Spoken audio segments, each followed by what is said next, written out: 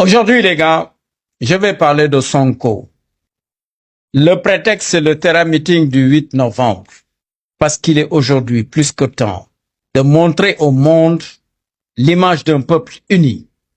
Un peuple confiant et déterminé à bâtir son propre développement. C'est aussi un message de crédibilité, un message de maturité nationale destiné à rassurer les partenaires du Sénégal. Et ce sera prétexte pour les rassurer sur la stabilité, la cohésion, la volonté d'un pays qui prend son destin en main. Les gars, Mohamed VI, il a transformé le Maroc. Kagame, il est en train de rebâtir le Rwanda. Ces hommes, ils ont compris une chose simple. Qu'un peuple s'élève quand un leader incarne sa dignité. Et aujourd'hui, le Sénégal a enfin trouvé le sien. Son leader, c'est lui, Ousmane Sonko. Parce que pendant trop longtemps, on a marché dans le brouillard. On a erré dans le désert. Les gars, je ne vous parle pas de l'homme comme on parlerait d'un politicien de quartier. Ces gens qui ont jusqu'ici meublé, comme on dit, les salons de la République. Ces gens qui se battaient pour un poste, pour des privilèges.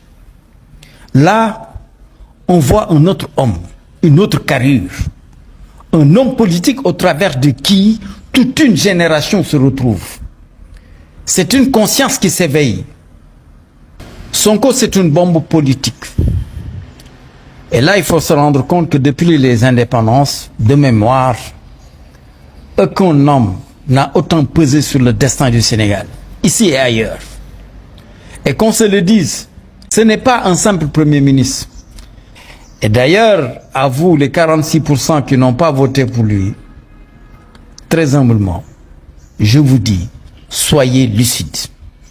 Regardez au-delà des opinions, regardez au-delà des rancunes, des émotions. Parce que l'histoire, elle n'attend pas. Et ce pays-là, le Sénégal, il a trop souffert d'hommes politiques qui se battaient uniquement pour leurs privilèges. Jamais pour le peuple. Avec Sonko, on sent autre chose. Il rappelle que le leadership, ce n'est pas la domination, c'est le service. Le leadership, ce n'est pas un trône. Le leadership, c'est une mission. Et cette mission, c'est de bâtir un Sénégal souverain, un pays debout, un pays digne et prospère. Alors les gars, mettons-nous derrière lui. Pas comme des suiveurs aveugles. On sera autour de cette mission, le projet, comme des bâtisseurs conscients. Parce qu'au fond, ce n'est pas Sonko qu'il faut suivre, mais c'est le réveil qu'il incarne. Et comme on dit chez nous, quand le tam-tam de la dignité résonne, même les sourds finissent par danser. Et ce, par la force des choses. Donc rendez-vous le 8 novembre. Ce sera pour célébrer ce pays. Ce sera pour magnifier le bel élan de ce peuple debout.